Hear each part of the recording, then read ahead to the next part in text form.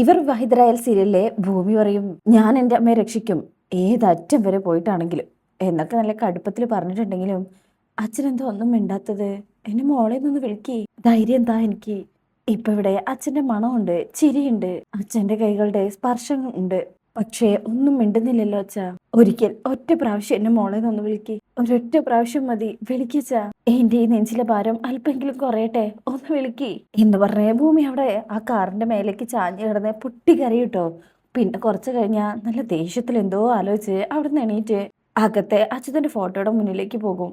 കരഞ്ഞുകൊണ്ട് ആ ചുമരിൽ കെട്ടിപ്പിടിക്കും. അച്യുതൻ അവിടെ ഉള്ള പോലെ, എനിക്ക് എൻ്റെ അമ്മയെ രക്ഷിക്കണം, എന്ത് വില കൊടുത്ത് രക്ഷിക്കണം.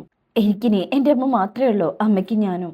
ഞാനല്ലാതെ ആരാ എൻ്റെ അമ്മയെ രക്ഷിക്കാ എന്നൊക്കെ പറഞ്ഞ ശേഷം എന്തോ ഭൂമി ആലോചിക്കും. എന്നിട്ട് ഫോൺ എടുത്ത് അജയെ വിളിക്കണേ. ആ ഹലോ ഭൂമി. ഭൂമി അറിയും, എൻ്റെ അമ്മയെ എനിക്ക് രക്ഷിച്ചാൽ മതിയാവൂ സർ. സാറിന്റെ ഭാര്യയായി ആക്ട് ചെയ്യാൻ ഞാൻ റെഡിയാണ്. നാളെ നമുക്ക് നേരിട്ട് കാണാം, ഞാൻ വരാം. അത് കേട്ട് തുടങ്ങിയപ്പോ തന്നെ അജയ്ക്ക് ഭയങ്കര സന്തോഷം കേട്ടോ. അങ്ങനെ അജയ് ഭയങ്കര ഹാപ്പി അങ്ങോട്ടും ഇങ്ങോട്ടും നടക്കുമ്പോ ആൽഫ്രഡ് അങ്ങോട്ട് വരും. എന്താടാ, എന്തോ ആലോചനയിലാണല്ലോ. ഭൂമിയെ വിളിച്ചത് ആണോ? എന്താ അവള് പറയുന്നേ? അജയ് പറയും, നിനക്ക് എന്റെ മുഖം കണ്ടിട്ട് മനസ്സിലാവുന്നില്ലേ? എടാ അവള് സമ്മതിച്ചു, എടാ അവളെന്റെ ഭാര്യയായി അഭിനയിക്കാൻ സമ്മതിച്ചു എന്ന്. ആൽഫ്രഡിന് സന്തോഷാവും. എടാ എനിക്കിത് വിശ്വസിക്കാൻ പറ്റുന്നില്ല, ഇത്രയും ദിവസം പറ്റില്ലെന്ന് പറഞ്ഞ ആളാണ്.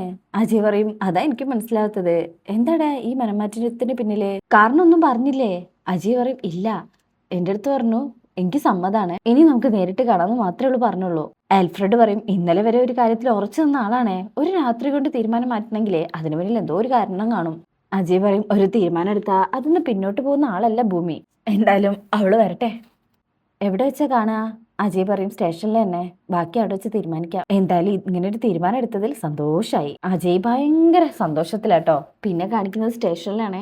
അജയ് ഓഫീസിലെത്തിയിട്ടുണ്ട്. ഭൂമിയെ കാണാതെ ടെൻഷനിലാണ്. ഭൂമി എന്താ വരാത്തത്, ഒന്ന് വിളിച്ചു നോക്കാം. അങ്ങനെ ഫോൺ എടുത്ത് ഡയൽ ചെയ്യുമ്പോഴേക്കും ഭൂമി അവിടെ എത്തും. സർ. ഭൂമി വരുമ്പോ അജയ് സന്തോഷത്തിൽ കണ്ണെടുക്കാതെ നോക്കൂട്ടോ.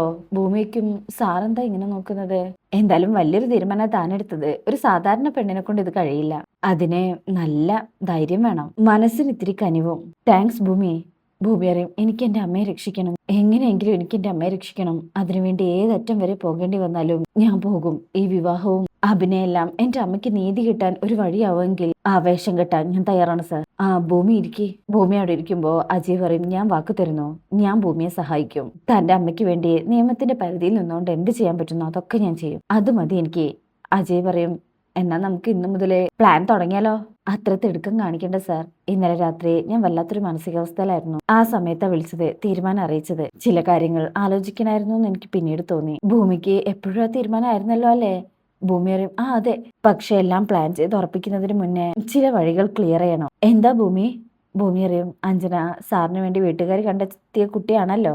അജയ് പറയും, അതെ, അവളെ എനിക്ക് ഇഷ്ടമല്ലെന്ന് ഭൂമിക്ക് അറിയില്ലേ? ഇങ്ങനൊരു നാടകം കളിക്കാൻ തീരുമാനിച്ചു തന്നെ അവളെ ഒഴിവാക്കാൻ വേണ്ടിയിട്ടാ. ഭൂമി അറിയും, സാറിന് ഇഷ്ടമല്ലായിരിക്കാം, അവളെ വേണ്ടായിരിക്കാം, പക്ഷെ അവൾക്ക് സാറിന് ഇഷ്ടമാണ്. അവളുടെ ഭാഗത്തുനിന്ന് ചിന്തിച്ചിട്ടുണ്ടോ? നാളെ സാർ പെട്ടെന്നൊരു വിവാഹം കഴിച്ചാൽ ഏറ്റവും കൂടുതൽ വേദനിക്കുന്നത് അവളായിരിക്കും. ആദ്യം സാറ് വീട്ടുകാരോട് തുറന്ന് സംസാരിക്കണം, പ്രത്യേകിച്ച് മുത്തശ്ശിയോട്. ഈ വിവാഹത്തിന് താല്പര്യമില്ല, അഞ്ജനയെ ഇഷ്ടമല്ലെന്ന് അവരോട് വ്യക്തമായി പറയണം. മുത്തശ്ശി അഞ്ജനയോട് സംസാരിച്ച് അവളെ പിന്തിരിപ്പിച്ചോളും. അജയ് പറയും, ഞാൻ പറഞ്ഞ മുത്തശ്ശി കേൾക്കുന്നു തോന്നുന്നില്ല. അപ്പൊ ഭൂമി പറയും, കേൾക്കോ ഇല്ല എന്നുള്ളത് രണ്ടാമത്തെ കാര്യം, സത്യം പറയേണ്ടത് സാറിന്റെ ഉത്തരവാദിത്വം. ഇല്ലെങ്കിൽ നമ്മുടെ വിവാഹം നടക്കില്ല സാർ. എന്റെ അമ്മയെ എനിക്ക് ജയിലിൽ നിന്ന് പുറത്തിറക്കണം, അതിനുവേണ്ടിയാ ഇങ്ങനെ ഒരു തീരുമാനം എടുത്തത്. പക്ഷെ ആരെങ്കിലും ചതിച്ചുകൊണ്ടോ വേദനിപ്പിച്ചുകൊണ്ടോ ആ തീരുമാനം നടപ്പിലാക്കാൻ എനിക്ക് താല്പര്യമില്ല. അജയ് പറയും, ശരി, ഞാൻ ഇന്ന് തന്നെ ഈ വിഷയം വീട്ടിൽ സംസാരിക്കാം, എന്റെ തീരുമാനം മുത്തശ്ശിയോട് പറയാം. ഭൂമി അറിയും, അവിടുത്തെ തീരുമാനം അറിഞ്ഞതിന് ശേഷം നമുക്ക് സംസാരിക്കാം. അജയ് പറയും, താൻ പറഞ്ഞ പോലെ എല്ലാ വഴിയും നോക്കിയതിനു ശേഷം മതി നമുക്ക് ഈ വിവാഹം. ഭൂമി അറിയും, എന്റെ തീരുമാനത്തെക്കുറിച്ച് സംസാരിക്കാൻ വേണ്ടി മാത്രമല്ല, അമ്മയുടെ കേസിനെ കുറിച്ചും അച്ഛന്റെ കൊലപാതകത്തെ കുറിച്ചുള്ള തെളിവുകളെ കുറിച്ചൊക്കെ സംസാരിക്കാൻ വേണ്ടിയാ ഞാനിപ്പോ വന്നത്. കൊലപാതകവുമായി ബന്ധപ്പെട്ട് എനിക്ക് ചില നിഗമനങ്ങളുണ്ട്, സംശയങ്ങളുണ്ട്. അത് സാറിനോട് പറയാനാ അന്ന് ഞാൻ ശ്രമിച്ചത്. പക്ഷെ സാറെന്തോ വയലന്റ് ആയി, എനിക്ക് ഷാർപ്പായി സംസാരിക്കേണ്ടി വന്നത്. പിന്നെ സാറിനെ പിടിച്ചു വലിച്ച് പോലീസ് സ്റ്റേഷനിന് പുറത്താക്കി. അജയ് ഇങ്ങനെ തല താഴ്ത്തും. അപ്പൊ ഭൂമിക്കും, ഞാൻ കേസിനെ കുറിച്ച് സംസാരിച്ചാ ഇന്ന് എന്നെ പുറത്താക്കോ? സോറി ഭൂമി, ഞാൻ അന്ന് തന്നോട് അങ്ങനെ പെരുമാറരുതായിരുന്നു. താൻ എന്നോട് ക്ഷമിക്കേ. അപ്പോഴത്തെ ഒരു മാനസികാവസ്ഥയിലെ തന്നോട് ഞാൻ ഷൗട്ട് ചെയ്തു. പക്ഷെ താൻ പറഞ്ഞതൊക്കെ ഞാൻ കേട്ടിരുന്നു, അതൊക്കെ ഇപ്പോഴും എന്റെ മൈൻഡിലുണ്ട്. താൻ വീണ്ടും അത് പറയേണ്ടതില്ല. ഭൂമിക്കും, എന്താ സാർ, വീണ്ടും ഈഗോ വർക്കൗട്ടായോ? അല്ല, താൻ പറഞ്ഞതൊക്കെ വെച്ച് നമുക്ക് അന്വേഷിക്കാം. ഭൂമി പറയും, ഓ, ആദ്യമായിട്ടാ സാറിനെ അംഗീകരിക്കുന്നത്. ഇങ്ങനെ പറഞ്ഞതിൽ സന്തോഷം. അപ്പൊ അജയ് പറയും വീട്ടിലെ തന്റെ അച്ഛന്റെ ഫോൺ കാണല്ലോ, അതെനിക്ക് തരണം, അതിനകത്ത് എന്തെങ്കിലും തെളിവ് കിട്ടുമെന്ന് നോക്കാം, സാധ്യതയുണ്ട്. അപ്പൊ ഭൂമി പറയും ആ ഫോൺ കേടായി പോയി, മൊബൈൽ ഷോപ്പിൽ റിപ്പയർ ചെയ്യാൻ കൊടുത്തിരിക്ക. അജയ് പറയും നമുക്ക് എത്രയും പെട്ടെന്ന് പോയി അത് വാങ്ങിക്കണം, താൻ വാ. ഭൂമി പറയും അയ്യോ അത് ശരിയാക്കി കാണില്ല, ഞാൻ പറഞ്ഞ ആ സെക്കൻഡിൽ അവര് ശരിയാക്കി തരും, താൻ വാ എന്ന് പറഞ്ഞ അജയ് ഭയങ്കരമായിട്ട് ധൃതി കാണിക്കുക. അങ്ങനെ അവരവിടെ നിന്ന് ഇറങ്ങാട്ടോ. ഇതേ സമയം അനുപമയും അഞ്ജനയും പുറത്ത് കറങ്ങാൻ വന്നിരിക്കുക, ഷോപ്പിങ്ങോ മറ്റോണ്. അനുപമ അഞ്ജനയുടെ സൗന്ദര്യത്തെക്കുറിച്ച് പുകഴ്ത്തി സംസാരിക്കാട്ടോ. അങ്ങനെ പോകുന്ന സമയത്ത് അനുപമ ദേ അജയ് എവിടെ? അപ്പോഴാണ് അഞ്ജന അജയെ കാണുന്നത്.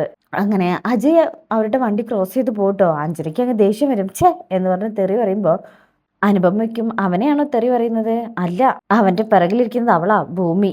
അനുവയ്ക്കും ഏത് ഭൂമി? അജയായിട്ട് അഫയർ ഉണ്ടെന്ന് പറയുന്ന ആ ഭൂമിയോ? ആ അതെ.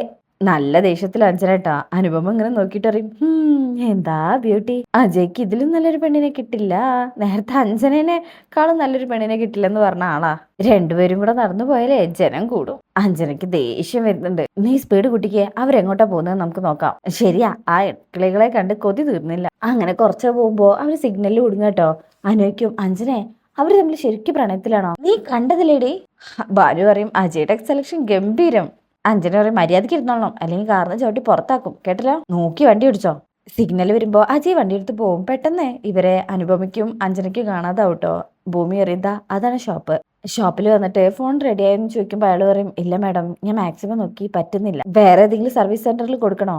അജയ് പറയും വേണ്ട, ആ ഫോൺ ഇങ്ങ് തിരിച്ചു തന്നേക്ക്, ഞാൻ നോക്കിക്കോളാം എന്ന് പറയുമ്പോൾ അയാൾ അത് കൊടുക്കാണ്.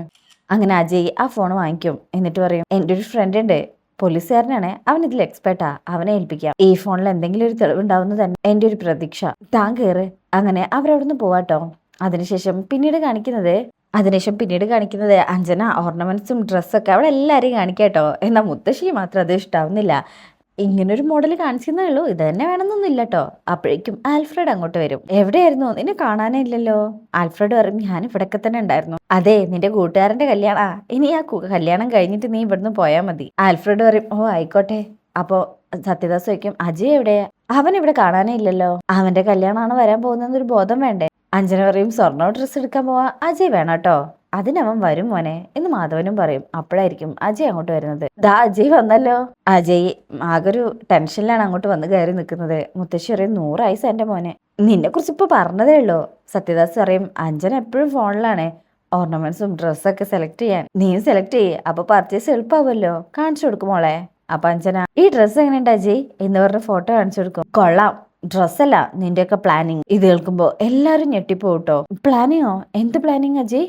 അജയ് പറയും പൂജയാണെന്ന് പറഞ്ഞ എന്നെ വിളിച്ചു വരുത്തി എൻഗേജ്മെന്റ് നടത്തിയത് നിന്റെ പ്ലാനിങ് തന്നെയായിരുന്നു. ഭൂമി അറിയും പ്ലാൻ അല്ല, എന്റെ ഐഡിയ ആണ്. അജയ് പറയും രണ്ടും ഒന്ന് തന്നെ, അത് ഏതായാലും ഒരു കവളിപ്പിക്കലായിപ്പോയി, എല്ലാവരും കൂടെ ചേർന്ന് എന്നെ ഒരു കോമാളിയാക്കി. എല്ലാരും ഞെട്ടും, ഭവാനി പേടിക്കുന്നുണ്ടേ. മുത്തശ്ശിക്കും എന്തൊക്കെയാ മോനെ നീ പറയുന്നത്? സത്യദാസ് വയ്ക്കും എന്താ നിനക്ക് ഇങ്ങനെ പെട്ടെന്നൊരു ചേഞ്ച്? അജയ് ദേഷ്യത്തിൽ പറയും പെട്ടെന്നല്ല, കുറച്ചു കാലമായി മനസ്സിൽ ചിലത് വിങ്ങുന്നുണ്ട്. വല്യമ്മാവൻ അറിയാതിരിക്കില്ല, എല്ലാവർക്കും അറിയാം, പക്ഷെ എല്ലാവരും അറിയാത്ത പോലെ നടിക്കുക. ഞാനും അഞ്ജനയും ഒരുപോലെയല്ലേ നിങ്ങൾക്ക്? എന്നിട്ട് അഞ്ജനയുടെ സന്തോഷം മാത്രം, അജയുടെ സങ്കടം ആരും കണ്ടില്ല. നീ എന്താടാ പറഞ്ഞു വരുന്നത്? അതിലെ അജയ് മാറിങ്ങോട്ട് എന്ന് പറഞ്ഞ അഞ്ജനയെ പിടിച്ച് തട്ടിയിട്ട് പറയും. അജയ് പറയും എനിക്ക് വിവാഹത്തിന് താല്പര്യമില്ല, അഞ്ജനയുടെ കഴുത്തിൽ ഞാൻ താലി കെട്ടില്ല എന്ന് പറയുന്ന നിൽക്കുമ്പോ അഞ്ജന അങ്ങ് ഷോക്കായി പോവും. അവിടെയാണ് ഈ ഭാഗം കഴിയുന്നത്. അപ്പൊ ഇനി അടുത്ത ഭാഗത്തിനായിട്ട് കാത്തിരിക്കാം. റിവ്യൂ ഇഷ്ടമാണെങ്കിൽ ചാനൽ എല്ലാവരും ലൈക്ക് ചെയ്യണം, സബ്സ്ക്രൈബ് ചെയ്യുക, സപ്പോർട്ട് ചെയ്യുക. താങ്ക്